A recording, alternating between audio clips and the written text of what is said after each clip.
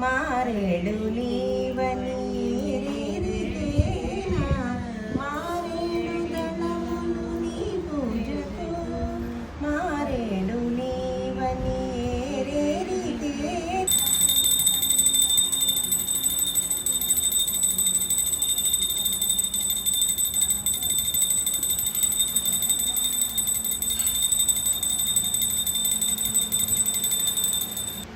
ఈరోజు పాడ్యమి. మా అమ్మగారు పొద్దున్నే లేచి ఈ నెల మొత్తము సూర్యుడు రాకముందే దీపారాధన చేసేవాళ్ళు. ఇల్లంతా శుభ్రం చేసుకొని ఇంక ఈ లాస్ట్ రోజున అరటి తొప్పలో చక్కగా దీపము శివుడి కోసము భక్తి శ్రద్ధలతో దీపారాధన చేశారు. ఈరోజు లాస్ట్ రోజు.